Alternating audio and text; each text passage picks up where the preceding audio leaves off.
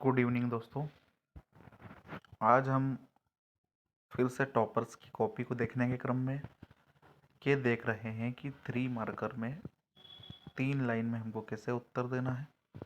और अब तो जो नया मेंस होना है, मतलब 2024 से जो मेंस होना है, उसमें आपको हो सकता है कि 2 लाइन ही मिले, क्योंकि 2 नंबर में आपको लिखना है तो 2 लाइन ही मिल सकती है। तो यहाँ पर जो है 2 लाइन में आपको किस तरह से अच्छा उत्तर लिखना है, इसको यहाँ पर बताया गया है। ठीक है। सबसे पहला प्रश्न, ई लोकतंत्र। ठीक है। ई लोकतंत्र के बारे में क्या लिखा गया है? तो सूचना एवं संचार तकनीकी पर आधारित, सूचना संचार प्रौद्योगिकी पर आधारित सरकार का रूप जिसमें सरकार सहभागिता सुनिश्चित करने हेतु नागरिकों से सुझाव मांगती है। ठीक है। तो ई लोकतंत्र का मतलब ये हुआ कि सूचना और संचार के माध्यमों से सरकार नागरिकों से सुझाव मांगती है। जैसे एग्जाम्पल इन्होंने यहाँ पर नहीं लिखा है, लेकिन आप एग्जाम्पल भी लिख सकते हैं, जैसे मन की बात कार्यक्रम। ठीक है। मन की बात कार्यक्रम से पहले जो है मोदी जी पूछते हैं प्रश्न कि आप क्या चाहते हैं इस बार मन की बात कार्यक्रम में। ठीक है।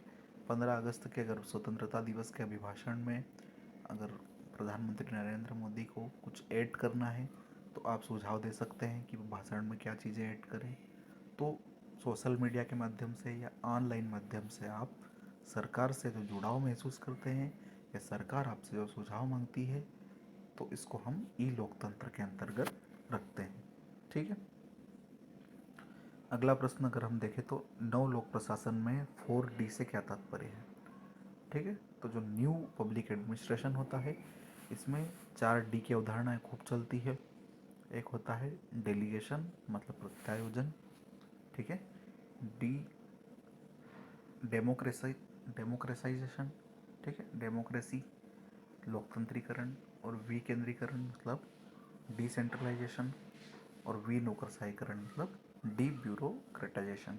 ठीक है। तो प्रत्यायोजन, विनौकरशाहीकरण, लोकतांत्रिकरण और विकेंद्रीकरण, ये 4D जो है ये आपके नव लोक प्रशासन में इनकी अवधारणाएं प्रचलित है। ठीक है। लोक प्रशासन का शास्त्रीय उपागम क्या है? क्लासिकल अप्रोच क्या है पब्लिक एडमिनिस्ट्रेशन की? तो इसकी जो क्लासिकल अप्रोच है वो यह है कि ये एक आदर्शवादी सिद्धांत है।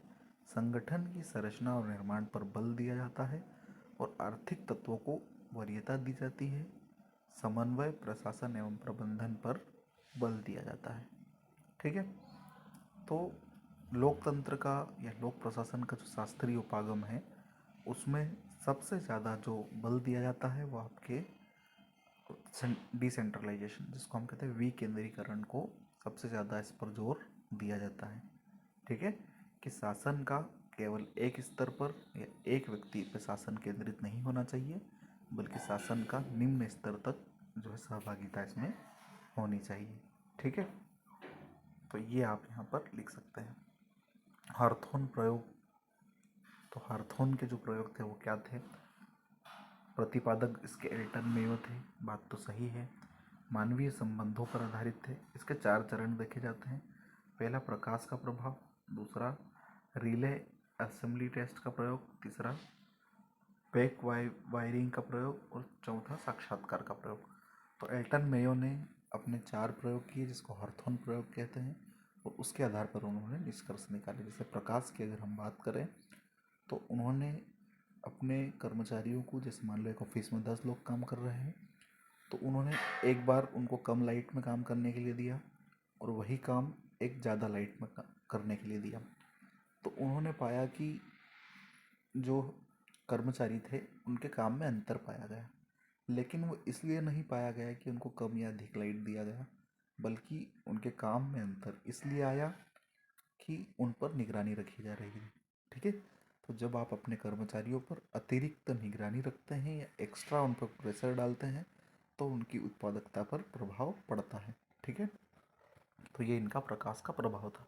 इस तरह से इन्होंने 4 प्रयोग किए और चारों के अलग अलग निष्कर्ष निकाले। ठीक है। सॉरी, प्रत्यायोजन की सीमा क्या है?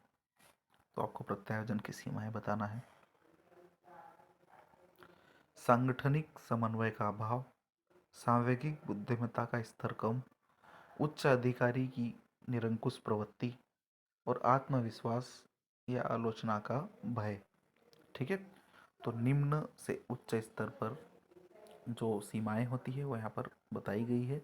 प्रत्यायोजन या डेलीगेशन का मतलब होता है कि जब कोई उच्च अधिकारी अपने काम के भार को कम करने के लिए या काम के जो जल्दी करना होता है उसकी तीव्रता को बढ़ावा देने के लिए अपने निम्नतर जो कर्मचारी होते हैं उनमें काम को बांट देता है। ठीक है, तो इसमें क्या होता है कि उच्च अधिकारी में निरंकुशता हो, निम्न अधिकारी में आलोचना का भय और आत्मविश्वास की कमी हो, संगठन में समन्वय ना हो, सांवेगिक बुद्धिमत्ता का स्तर कम हो, तो ये सब इसकी सीमाएं हो सकती हैं। ठीक है, भारतीय लोकतंत्र के समक्ष चुनौतियां पूछी गई है। तो भारतीय लोकतंत्र के समय क्या चुनौतियां हैं? विधायिका की बैठक कम होना, ठीक है, और होती भी है तो वहाँ पर प्रोडक्टिव नहीं होती, चिल्लपू मची रहती है, सदन में वाद विवाद जो है स्वस्थ नहीं हो पाता है, किसी योजना पर क्या सुझाव होने चाहिए, क्या सुधार होने चाहिए, इसके बजाय एक दूसरे पर छींटाकशी, मिर्ची का छिड़काव, टेबल और फेंक देना। ठीक है, फिर सदन में जैसे दो लोग घुस गए थे अभी, इस तरह की जो घटनाएं हैं वो हमारे यहाँ विधायिका में होती है। ठीक है, तो ये एक तरह से चुनौती है। गरीबी बेरोजगारी की समस्या, ठीक है, ये भारतीय लोकतंत्र के समक्ष एक चुनौती कह सकते हैं। राजनीति का अपराधीकरण, एकता अखंडता के मुद्दे जैसे आतंकवाद। ठीक है, तो तीन बातें कुछ भी चुनौतियां लिखना थी, इन्होंने चार चुनौतियां लिखी जो ठीक ठाक है ना, तो इनको 3 नंबर भी यहाँ पर मिले हैं।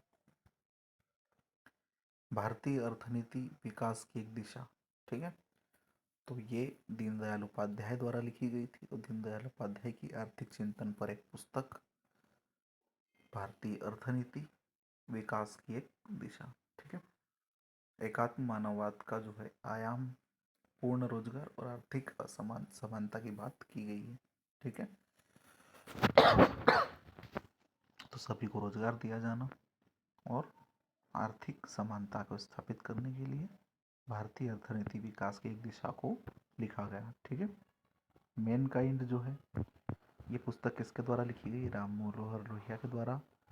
सोशलिस्ट पार्टी जो स्थापित की गई थी उसकी ये पत्रिका है मैनकाइंड। ठीक है, मैनकाइंड में मुख्य रूप से आप इसकी जो है टैगलाइन से समझ सकते हैं या इसके शीर्षक से समझ सकते हैं, जाति व्यवस्था का उन्मूलन।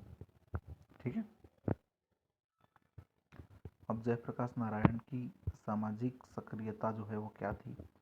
तो जयप्रकाश नारायण की सामाजिक सक्रियता के रूप में हम देख सकते हैं सामाजिक, आर्थिक, राजनीतिक और से उत्पन्न समस्याओं के पूर्ण समाधान की तत्परता। ठीक है, समग्र कम्युनिटी, सर्वोदय मॉडल और दृष्टि उन्होंने प्रयोग किया। ठीक है, गांधीवादी समाजवाद क्या है?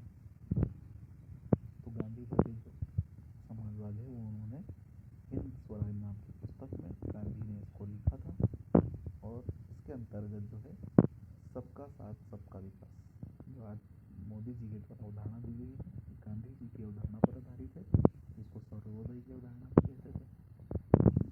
वंचित शोषित वर्ग या उच्च वर्ग का ही कल्याण ना हो, बल्कि समाज के सभी वर्गों को साथ लेकर के सभी वर्गों का कल्याण सुनिश्चित किया जाना सरकार का कर्तव्य होता है। तो ये जो है सबका साथ सबका विकास पर आधारित गांधीवादी समाजवाद